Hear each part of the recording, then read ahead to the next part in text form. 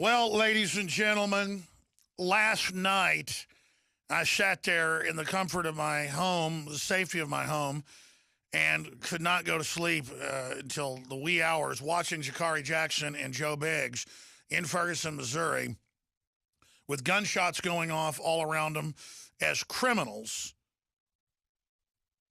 Quite frankly, I mean, it is terrorism, tried to shoot the police. And, dude told them you can pull out of there if you want, but they basically wanted to stay in the middle of the fray. But I think both Jakari and Joe Biggs will get the biggest bonuses anybody's ever gotten around here for going and doing that. It's all over the news. See, but we see ourselves subconsciously as alternative media still. I don't, but my crew does. And so whenever cops are hiding, protesters are running, people are shooting at the police, bullets are bouncing off their armored vehicles, Joe Biggs is saying, why is everybody running? Oh, they're shooting. It's national news that MSNBC anchor chased off the air by gunfire. It's national news. Fires burning in Ferguson and gunshots. And there are Joe Biggs and Jakari in the middle of the gunfire, not running. And no one in my operation sees that as even a big deal. Think about that. National news. And again, this is just how the media works. And this is a microcosm of everybody else in this country. We see government as invincible. Government is God. It doesn't matter if we have millions of listeners, 4 or 5 million a day. It doesn't matter if 1 million plus people visit Infowars.com a day. We still think of ourselves as small. We still think of MSNBC with 200,000 viewers at one time as bigger than us. And I'm not criticizing anybody. I almost picked the phone up last night to say, hey, go with this headline, go with that headline. This is epic. You're in the middle of gunfire. This is definitely racially based. People are burning down Mexican food restaurants and looting them. You have the footage, how incredibly brave Jakari and Joe Biggs are. And I thought, no, they'll understand how epic this is, and then it'll be told. And then it really wasn't. And again, I'm going to get into the whole Ferguson situation, but our response to it is a microcosm. I went to Infowars.com this morning at 6 a.m. when I got up, and we were reporting on the CNN people running and the MSNBC running, not on what we saw and how we stayed and how we have 6 hours videos of all of it happening right there. Live, historic, uncensored, what really went on, true journalism. Instead, look what CNN did. They ran. Because that's what the heroes do, is they run while our reporters stand there in the middle of the gunfire. Now I'm done ranting about that. I'm just talking about how we need to get our minds around this as a people. The Federal Reserve isn't federal. It isn't the big stone buildings that are invincible that look like some Olympian god base. It's a bunch of foreign criminal bankers that hoodwinked and swindled their way into control of the nation. See? Understand that? But saying, oh, it's a big stone building. It's the establishment. Oh, it's got the power. These criminals count on this allure of grandeur and invincibility. Now, listen, when I come back, I'm going to refocus and get into what actually happened last night. This is a Rosetta Stone issue that you can see into everything on.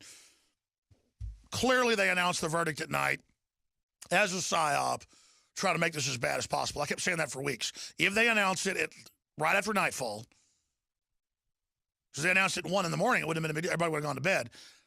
Maximum effect, 2 hours after dark. They did it with perfect precision. Ladies and gentlemen, thank you so much for joining us on this live worldwide Tuesday edition of the Alex Jones Show. I am your host, Alex Jones, and we're going to be here for the next 3 hours covering the aftermath of the Ferguson situation that may continue and will probably continue to erupt tonight right through Thanksgiving.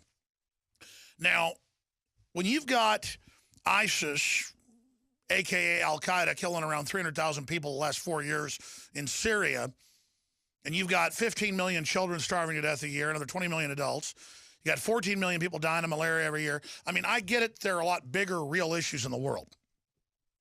But as far as a media event and a psyop, and to study social engineering, and to study anthropology and sociology, the things the globalists scientifically study on record, you can see how Ferguson is a beta test for things much larger. I said 6 years ago that Obama was going to stir up race war in America. I'm on record saying it, let's not exaggerate, probably 3,000 or 4,000 times. I said a couple times a week. You do that, that's at least 300, 400, 500, maybe 1,000 times. I don't know. Conservatively, 500 times. I don't know. You've probably heard me say it so much you're sick of hearing it. Now, I'm not a rocket scientist, but I do study anthropology, social engineering, sociology. And you can clearly see where the system is trying to exacerbate racial, religious, ethnic, sexual differences and play us off against each other while doing it in the name of multiculturalism. It's divide and conquer. It's how the British could have 1,000 troops and control the country of India back when they first took it over hundreds of years ago, was by playing different groups off against each other. They would send in advanced squads to live there for decades and learn every little division, every little religious or ethnic beef between the Hatfields and the McCoys in that area, and then come in and exacerbate it. Now, caught in the middle are the citizens of Missouri, the citizens of Ferguson, the citizens of America, the police, the shopkeepers. And so you've got bad players here on both sides, but it's not the rank and file demonstrators. It's not the rank and file police officers. The rank and file police officers are just in there trying to do their job. They got shot at last night, a whole bunch. And Joe Biggs and Jakari Jackson, who I don't know whether I should reprimand them or give them the biggest bonus I've ever given a reporter. It's going to be the big bonus end, but not next time. I told them if the shooting starts, you're to pull all the way to the back and get in cover. Well, they didn't do that. Joe Biggs really didn't and just stood right up there. And we've got video and audio of it going up on Infowars.com. There's lower res live streams of it up on Infowars.com as well. But it just goes to the fact that they were so into getting the story, as I guess media Jaegers or hunters, that they didn't hide when the firefighters ran, the police ran, the protesters ran as criminals. That's not strong enough a word. I mean, military attackers. It is terrorism. We're shooting at the police. Now, here's the problem. Our government's so corrupt, it could have been a federal agency doing that. Our government shipped guns to Mexico to blame the Second Amendment and got caught in Fast and Furious. They staged a bunch of other provocateur events. They allow radical Islamicists in and allow them to set up training camps in the U.S. So I don't know if it was provocateur. Probably not. There's so much hatred and anger stirred up by MSNBC and CNN and the White House and the Justice Department that there were probably real thugs out there shooting at the police. We'll get Jakari Jackson and Joe Biggs' take on this. But I will tell them tonight, I don't want to tempt fate. They want to stay and keep reporting. That's great. They are not to be at the front. Of course, sometimes you're safer at the front than in the back. But I don't want my reporters getting shot. And the police did the right thing, hiding behind their vehicles. But see, this will turn into the whole argument. See, we need armored vehicles. We got shot at right as the MRAPs get deployed. Remember a year ago, they did martial law training, actually 2 years ago in areas of St. Louis, and said, oh, it's for what's coming. So there is a psyop going on, and I said this last week over and over again on record. I said, if they announce this, in fact, Jakari was on with me last Wednesday, and I said, I think if it's provocateur, they'll announce it about 2 hours after dark. And Jakari said, I agree with you. If it isn't provocateur, you announce it in the early morning, like 5 a.m., 6 a.m. It dribbles out. People don't organize. The type of thugs that get on social networks to do this and use the demonstrations as cover to loot and rob, they're asleep till noon. You announce it in the morning. I say 4 or 5 a.m. You announce it 2 hours after dark when everybody just started getting into the beer, getting into the liquor. you are guaranteeing, and the governor and everybody coming out for hours and hyping it from like 4 on, like, okay, just be calm. It's coming. Just be calm. They're social engineers, folks. They're being given federal orders on all this. They know what they're doing. So the citizens, the police, and everybody else were put in the middle of this for federal psyops, federalization of police, armored vehicles, continued militarization. That's bottom line. Just like in 1991, 92, when they stood down in Los Angeles and let the rioting get going, Daryl Gates, formerly CIA on record, that was all a psyop to further militarize police and say, see, we need more funds. Does the average cop know this is happening? No. Just like the Seattle riots were provocateur, that came out in the Seattle Post-Intelligencer and Seattle Times. Esquire didn't believe me when they did a profile last year. Look it up. They did a profile last year, big cover profile. And he said Delta Force was not at the Seattle riots running it. And he went and looked it up, and then saw interviews with the police chief, and where they all admitted they ran it. Guess who Joe Biggs, who worked aside special forces units in Afghanistan and Iraq, guess who he saw there and got photos and videos of, and we can show that? Delta Force. Clearly, Delta Force and then support units. Guys that have been medically retired who then support them. He saw Spec Ops operators, Delta Force, who he worked alongside in Iraq and Afghanistan, especially Afghanistan. He would like bring people to him and stuff. That's who he saw there. So I'm telling you, folks, Delta Force works directly for the president and was at Waco and were the ones that torched the building and shot the people. We had the flare footage. Later came out in Congress. Yeah, that stuff all came out. Just like CIA drug dealing came out in Congress, but nobody ever talks about that. And they were at the WTO again. The fact that you bring Delta Force into this, when they operate domestically, it's dirty. We had Delta Force, myself and Mike Hansen in San Antonio, at gunpoint, take away our footage of them when we were down there showing their drills. To be clear, they had a MP take it away from us at gunpoint while they sat there videotaping us. So you need to understand, ladies and gentlemen, that's real reporting that Joe Biggs and Jakari Jackson have gotten. So you've got horrible thug life, thug culture garbage that's promoted through the media and hip-hop and the rest of it. We have a special Rick Ross interview coming up that we're going to premiere here today where he exposes the pipeline from hip-hop to prison. We're trying to stop this. That's wrong. That's terrible. That's horrible. Shooting at the police is just terrible.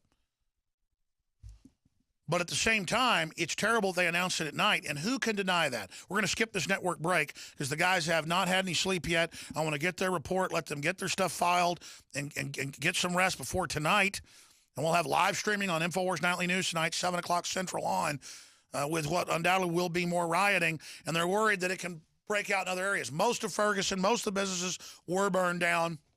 All sorts of racial stuff. Burn it down. If you're white, we're coming for you. Horrible as the globalists play us off against each other. Let's go to former Staff Sergeant veteran Joe Biggs, and that's important because he can militarily report on what he saw there and also seeing the special ops operators that he believes were probably with Delta Force, because that's who they use domestically. They had North Carolina plates, by the way, from Bragg, and that's where they're located. Joe Biggs, tell us overall what you saw, what you witnessed. I'm not trying to puff you up here. It's just you guys are so humble. If you'd have put out the report that you sat there in the gunfire when everybody else ran, and we have footage, that's national news. It's national news that CNN and MSNBC people ran, and they were way behind you guys cowering. So all I'm saying is great job. Really, I mean, people stand there when a hurricane comes in and it's national news. Guys blowing around. You're there right in the middle of it as eyewitnesses. That's newsworthy. So great job, Joe Biggs. Give us your feel. You just heard me from 500, 600 miles away give you my take sitting here in Austin. What is your take on what you saw and what I said? I mean, there's not a lot of words that can explain the site in person of what happened here. And also, just to give you guys a background of where we are right now, I'm on West Florissant Avenue in Ferguson, and right behind me, this is the McDonald's. Over to my left, The windows were busted out everywhere in this area, but the building was not burned down. But this is a huge complex behind me. You can see all the way through this building to the other side. This is a very wide building. It was burnt to the ground. The transformers in the area that feed power to the buildings exploded last night. We got some really good footage, and I took a picture just right at the right time. I mean, last night was complete and total chaos. I probably counted somewhere over 1,000 rounds being fired on the other side of the police, I should say. You know, it was one of the most heartbreaking things I saw last night, were the firefighters out here at the beginning of the night trying to put these fires out, and then being told they had to be pulled back because the fire truck was taking fire. They were shooting at the fire truck, and you could see the firefighters being pulled back. Yeah, I mean, exactly. Obama has whitewashed this because they couldn't do their job, and they wanted to save a business, and they weren't allowed to because there was these people out there firing at them, and they were just trying to save another business in the community. Well, Joe, that's a great example of whitewash. Obama says don't focus on the negative. This is happening. And people say, well, ignore Obama. Well, they said, you know, don't cover Ebola, so the media stopped covering it, even though we know they're covering up cases clearly here in the U.S. Only Drudge is picking up our stories where we show that there's a cover-up going on. So the sky's the limit. But, yeah, there's the headline right there. Fire truck shot. Terrorist attempt to kill firefighters. I mean, here's the thing. I'm against police shooting reporters with rubber bullets for no reason, but I'm also against them standing down and letting people shoot at firefighters. I mean, let me tell you something. I'm glad I didn't go up there, because people start shooting at me, I'm going to get really upset. I mean, who are these people? Do we have any idea who's shooting at the firefighters? At one point last night, Alex, it was a crazy sight, and I took an epic photo. I think it's going to be used for years on end. It was right in front of the Seasons Greeting sign on South Florissant, where the police department is. There were almost 1,000 police officers lined up in the street there. You know, after they had burnt that police vehicle, Jakari Jackson and I were able to scale a building and get on the roof and get some really neat footage overhead of that car. And then we decided to pull out and come down here on West Florissant. And when we got out here, all there were fire trucks out here trying to put out these flames, and they had no protection at the time. There was no one out here. That's a major system. You're saying the police did not protect the firefighters? No, not for a long time. I mean, by the time the cops got here, they had already made the fire trucks pull back, and the buildings were essentially just left to burn to the ground. And as you can see, this is not the only building on this road that was burnt to the ground. There are multiple other buildings. The Sam's Meat Market was on fire. There was a rental storage, you rent per storage unit, burnt to the ground. And other places, I heard a church just right up the street on Canfield. Someone was shot through the window of their car, and they found the dead body sitting in the car in the same complex where Michael Brown was shot. So last night was complete and total chaos. My mind was blown by the amount of violence and how bad things went so quickly. I mean, it broke my heart to see these people just sitting here, and where are they going to go now? You can't even drive on the street now, Alex. You can't even go out here because it's completely ruined and devastated. Almost everyone out here lost their business. The amount that the people save up to put into this community, to help out, to supply people with hardware, with the burgers, with everything out here, laundry places, all gone. Where are they going to go now? It just broke my heart to see this. Last night was the craziest thing I've ever seen. I mean, far surpassed anything I've ever seen in combat. Elaborate on that. Just the lack of the humanity. I mean, it was just out of control. There was no thought about life. No one cared. People were popping off shots for no reason. I mean, I don't know if you guys know, but they stopped the airspace last night. They shut it down. People who were flying in, by the time I got home last night, I turned on the local Fox. They were at the St. Louis airport. There was a lady getting ready to pick up her son who was flying in from Denver. They were 5 minutes out and told that they had to turn around and go back to Denver. They stopped flights coming in last night because people were shooting up in the air and they thought that it could hit a plane. It was out of control. Well, that's right. Cared about anything. KMOV reports St. Louis-bound flights rerouted amid protests, and you guys got some incredible footage of the burning and the looting that was going on. Joe, let me ask you this, because I want to get this straight. You're saying, as an expert on this, because you've been on at least 3 tours of heavy combat, are you saying you heard at least 1,000 shots in the direction of the police and firefighters? Well, I don't know what direction they were in at every time. At one point, I did hear a snap, like one went right by me, and that's when I got behind a building for a minute. But other than that, I think a lot of them, they were directed at some of the fire trucks when I first got here on West Florissant, and then the police officers reported last night, too, in the press conference around 2 a.m., that a lot of them, a few police officers were injured. One was shot pretty bad in the arm and was taken to the hospital. But a lot of it, I think, was just up in the air, and apparently at one person who was now dead sitting in a car. So, like I said, last night was out of control. And I was listening to the broadcast before I came on, and you were talking about how a lot of these mainstream media corporations were essentially just running for their lives. And it happened. I mean, we were sitting out there, Jakari Jackson and I were high-fiving each other because these guys were fleeing and running back. They're in a staging area way back here with the National Guard around them and cops patrolling around them, and they're talking about what's going on out here like they have any The footage you got, you and Jakari, we were just showing some of the footage you guys got. It looks like something out of a science fiction movie. Oh, I mean, like I said earlier when I opened the show, there's no words that can explain to actually be here and see it. That video, the video will never captivate what happened here. The smell, the aroma, everything burning. So why was it wilder than some of those battles you were in that Esquire and Rolling Stone wrote about, where there were explosions all around you for hours and fighter jets bombing, targets, and some of the biggest battles in Afghanistan that you were in? They got because I've got 30 men that I trust with my life. Last night it was me and Jakari, and then everyone else, you don't know who they are. So it was the sheer anarchy. It was the chaos that made it so weird.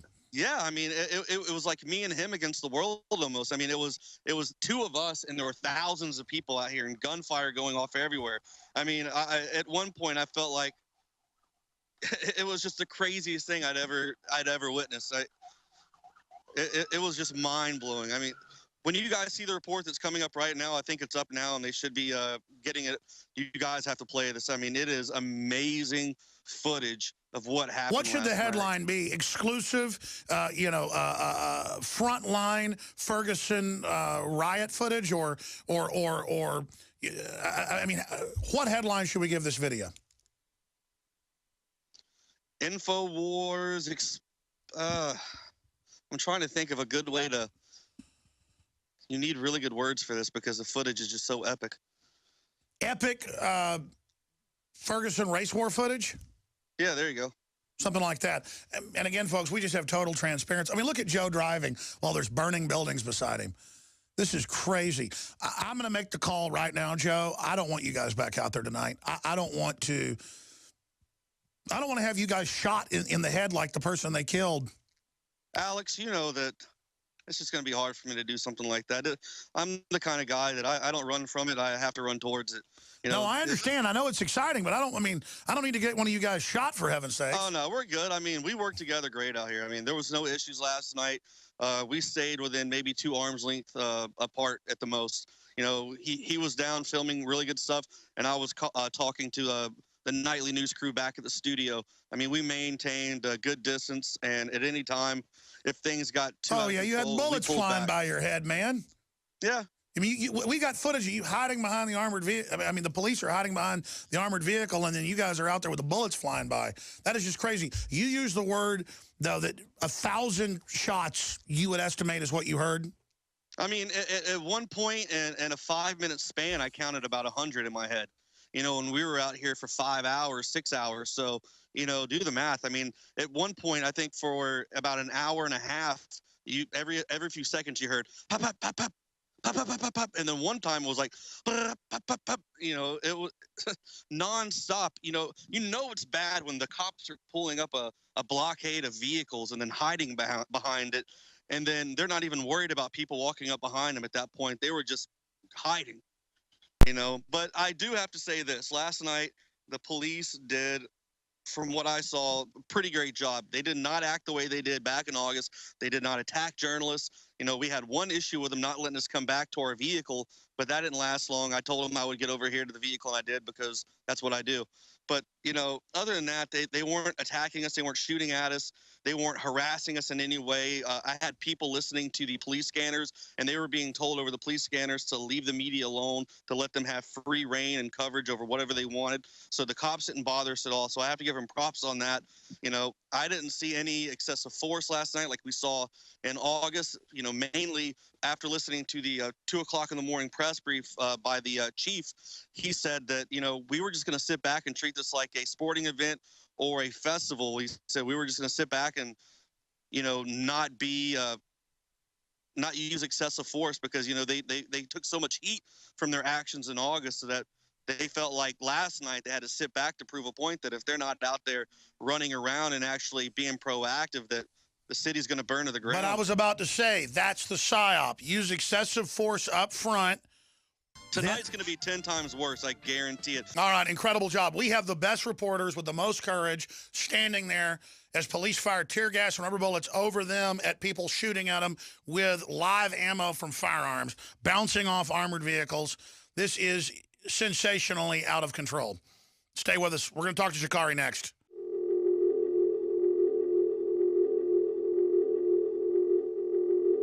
Globalist social engineers are not just targeting us with propaganda. They are manipulating our genetics. We are being targeted at every level by estrogen mimickers that lower our testosterone and other hormones and natural compounds that the body needs. After consulting top doctors, nutritionists, pharmacists, and others, we have developed what I believe is the ultimate non-GMO organic super male vitality formula sourced from powerful organic herbs and then concentrated for maximum potency. Super Male Vitality was developed to activate your body's own natural processes instead of using synthetic chemicals. Super Male Vitality by InfoWars Life is so powerful that I only take half the recommended dose. For a limited time, we are offering 15% off Super Male Vitality at InfoWarsLife.com to introduce you to this powerful supplement. Visit InfoWarsLife.com today to secure your Super Male Vitality. InfoWarsLife.com.